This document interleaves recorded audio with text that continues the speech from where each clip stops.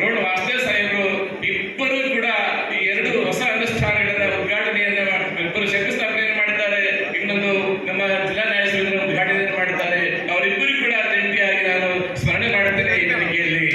ಸ್ನೇಹಿತರೆ, ಬಹಳಷ್ಟು ದಿನಗಳ ಕನಸು 1996ನೇ ಇಸ್ವಿಯಲ್ಲಿ ನಾನು ಈ ವೃತ್ತಿಗೆ ಕಾಲಿಟ್ಟಾಗ ಎಷ್ಟು ಈ ಒಂದು ಕಡೆ ನಮಗೆಲ್ಲರೂ ಆಸರೆ ಆಗಿತ್ತು. ತ್ರಿಮೂರ್ತಿ ಸಂಸದರನ್ನು ನಾನು ಈ ಸಂದರ್ಭದಲ್ಲಿ ನೆನೆಯುತ್ತೇನೆ. ಪ್ರಥಮವಾಗಿ ರಾಜ್ಯಸಭಾ ಸದಸ್ಯರಾಗಿರ್ತಕ್ಕಂಥ ಹಿರಿಯ ವಕೀಲ ಇರತಕ್ಕಂಥ ಎಚ್ ಹನುಮಂತಪ್ಪನವರು ಈ ಒಂದು ಕಟ್ಟಡವನ್ನ 10ನೇ ಕಾಲಕ್ಕೆ ಕಟ್ಟಿಕೊಂಡಿದ್ರು.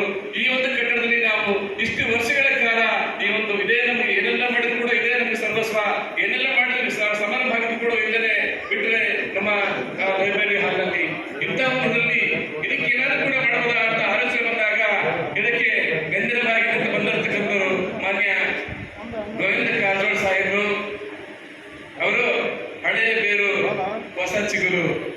ಯಾಕೆಂತಂದ್ರೆ ಈ ಜಿಲ್ಲೆಗೆ ಅವರು ಬಂದಾಗ ಈ ಜಿಲ್ಲೆಯ ಸಾಮಾಜಿಕ ಪರಿಸ್ಥಿತಿಗಳ ಬಗ್ಗೆ, ಈ ಜಿಲ್ಲೆಯ ಜನಗಳ ಬಗ್ಗೆ ಒಂದು ಕಾಳಜಿಯನ್ನು ಇಟ್ಕೊಂಡು ಇಲ್ಲಿ ಬಂದಿರೋರು.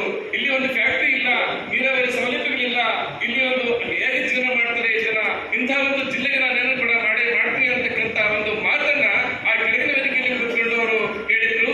ನಂತರ ತಾವು ಸಂಸದರಾಗಿ ಇವತ್ತು ನಾವು ನಿಮ್ಮನ್ನು ಏನು ಕೇಳಲಿಲ್ಲ, ಏನಾದರೂ ಕೂಡ ಅಂತ ಸಂದರ್ಭ ಬಂದಾಗ ನಮ್ಮ ಸಂಘವನ್ನು ನೀವು ಅರಸಿ ಅಂತ ನಾವೆಲ್ಲರೂ ಕೂಡ ಸಂಘದ ಎಲ್ಲರ ಪರವಾಗಿ ನಾವು ಕೇಳ್ತೀವಿ. ಅವರು ಗೆದ್ದು ಬಂದ ಮೇಲೆ ಖಂಡಿತವಾಗ್ಲೂ ಕೂಡ ಅವರ ಮನಸ್ಸಲ್ಲಿರ್ತಕ್ಕಂಥ ಸಂಕಲ್ಪವನ್ನ ಒಂದು 25 ಲಕ್ಷ ರೂಪಾಯಿಗಳನ್ನ ಒಂದು ಹೊಸ ಕೋಣೆ ನಿರ್ಮಾಣ ಆಗಲಿಕ್ಕೆ ಅವರು ಕಾರಣೀಭೂತರಾಗಿದ್ದಾರೆ. ಅವರಿಗೆ ಎಲ್ಲ 1500 ವಕೀಲರ ಪರವಾಗಿ ಒಳ್ಳೆ ಕರ್ನಾಟಕ ಮಾಡುವ ಮೂಲಕವಾಗಿ ನಾನು